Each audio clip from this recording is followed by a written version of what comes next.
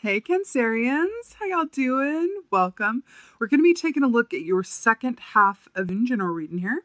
So in your meditation, let's go right to the Star Trek Enterprise.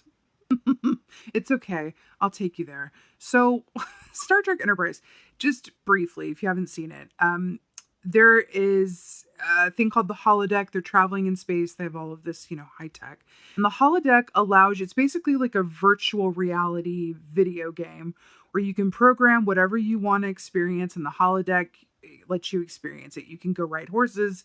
You can be, a maiden in a castle. You can be a high priestess on a cliffside and, Cyprus. You can be whatever you want. You just program it into the holodeck and there you are.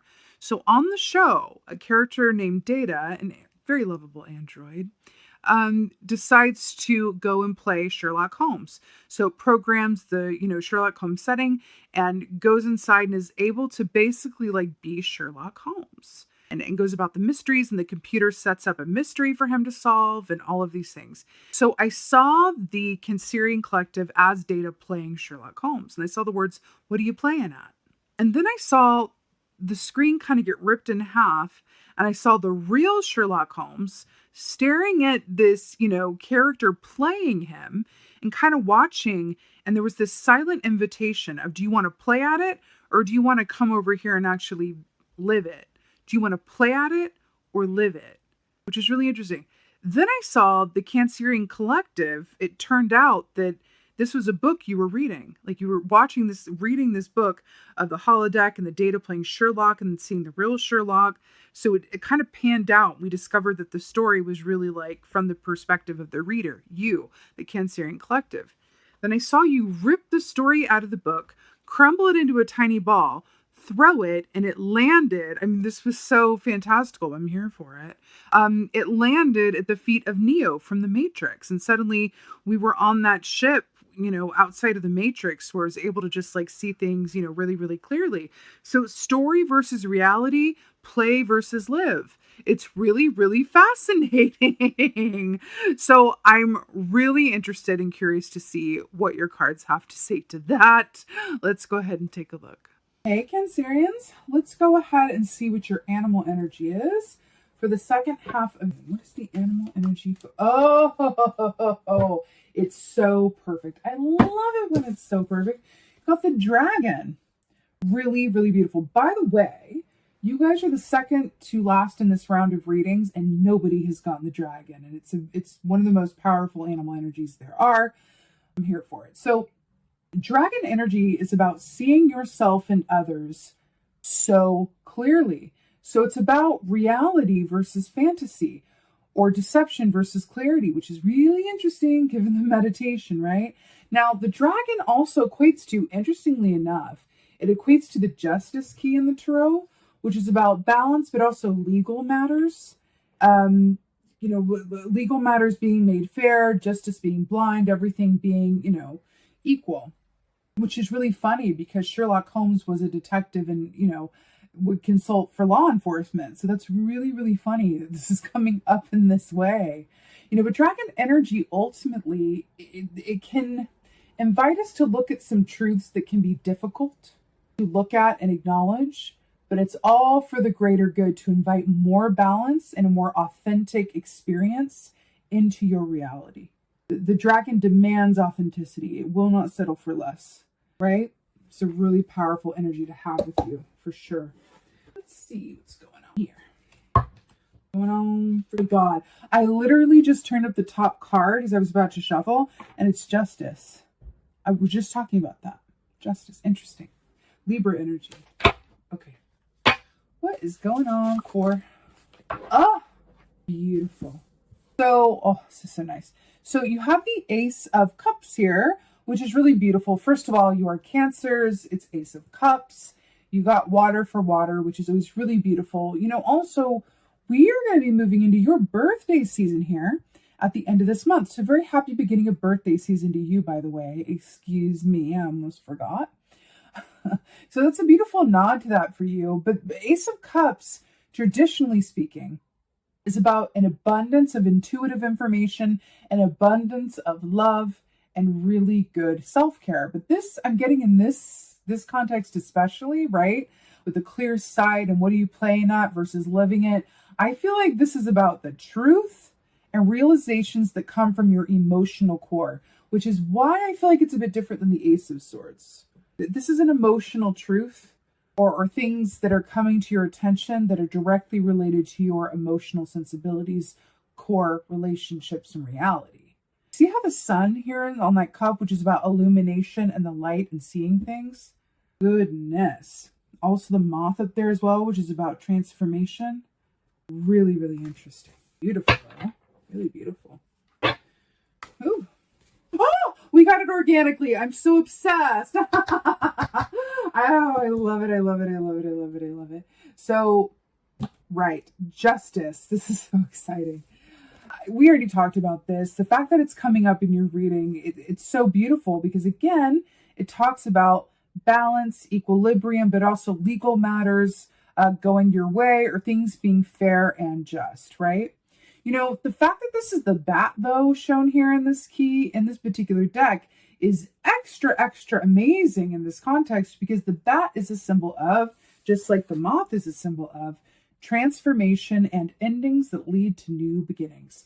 So it's interesting with the meditation, with what are you playing at? Do you want to live it or what? There's this aspect of parts of your reality, whether it's your dreams, your work, your relationships, whatever this is, that feels like you are being invited to more fully embody and commit to it in some way, shape, or form, to believe in yourself, to believe in your own potential, to believe in your circumstances, believe in your partner, whatever this is. You're being called to really further step into that knowing and really fully commit to it in some way, shape, or form. But I feel like commitment, like the justice is going like, let's commit fully to this. You know what I'm seeing? There's a show called Shark Tank in the US, and it's funny because here in the UK where I am, it's called the Dragon's Den. So it's really funny that it's coming up in this way. And if you don't know it, it's where, you know, entrepreneurs will come in with their inventions or their small businesses and then basically showcase it for a bunch of, you know, well-to-do investors. And then the investors, if they like it, they bid on, you know, the company or the person, and then they invest in their company and take a share of the ownership, and they go and, you know, fly on from there.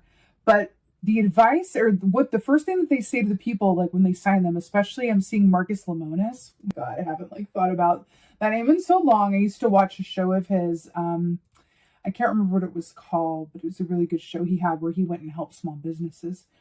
Leave it in the comments below if you know the show I'm talking about, because that's going to drive me nuts. Marcus Lemonis, when he would invest in someone's company or business or the person themselves, he would say, "Are you going to quit your day job?" And they would say, "Do you want me to quit it?" And he goes, "Yes, quit your day job because I want to know that you're giving time, attention, and focus to this that I'm investing in. Can you believe in yourself enough to quit your day job and fully invest yourself in this? That is the kind of energy that I want to invest in and bank on." Why do I feel like that's coming up for you? Are you an artist in an office job? Are you in a relationship but not fully, you know, feeling like it's of your highest and best good? Are you in some way not committing to what's best for you in terms of lifestyle or outlook or goals? Well, what is this? That's what this feels like. And in terms of these truths or realizations coming from your emotional core, right? To a place of justice and balance, I feel like there's an aspect here, along with this clear sight of the dragon, that says there is something that you know within your core is for you. You know it, and you know because of how you feel about it. Whether this is pursuing like a passion hobby or moving somewhere that you really keep dreaming about it, or starting something up, or whatever this is, you know it. And it is another aspect of the justice key, and I feel like that's coming in for you now. It's fated to succeed. It's fated to succeed. Okay? So follow those feelings is what I'm getting. Also, I'm hearing ask for signs. This is a beautiful thing to do. So, and it has never failed me yet. So here's what you're being advised to do. So let's say, just for an example, let's say that you are wondering if you should quit your day job and then really pursue your passion full time, right? Whatever that is. and you say, I don't know if I should do it. Like, I don't know. Let me ask for a sign from spirit, right? So you go, you close your eyes, you make that space, and you say, okay, spirit, show me 3, let's say, bats. Great.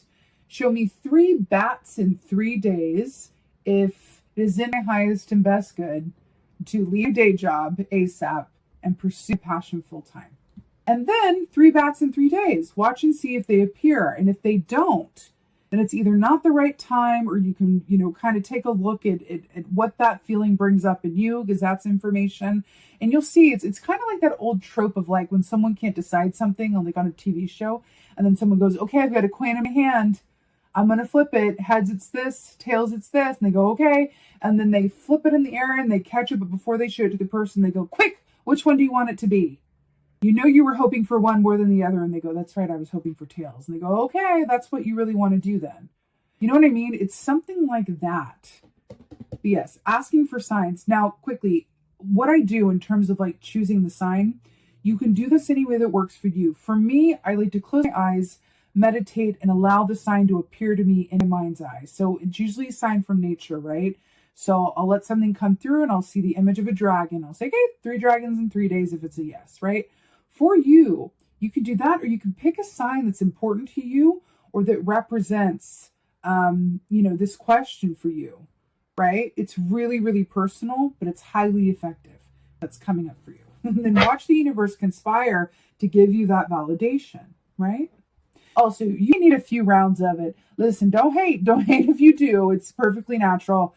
Like I've done this a lot, right? In the early intuitive days as well, when I was really starting to trust the universe, I go, okay, give me 3 of these in 3 days. I would get them. And I'd say, okay, now give me 3 of these in 3 days. Now give me 5 of these in 2 days. Now give me, and I just kept doing that. And it became an exercise with me working with the universe to kind of inform me and for me to see how things unfolded.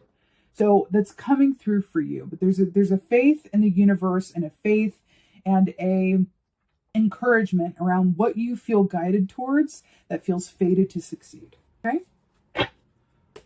Ooh. Oh, it's so perfect.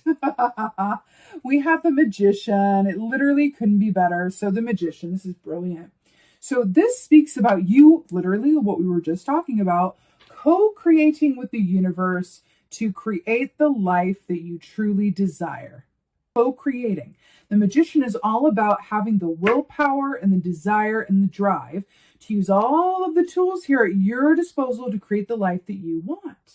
It's brilliant, but what I'm really obsessed with is that this is depicted by the raccoon.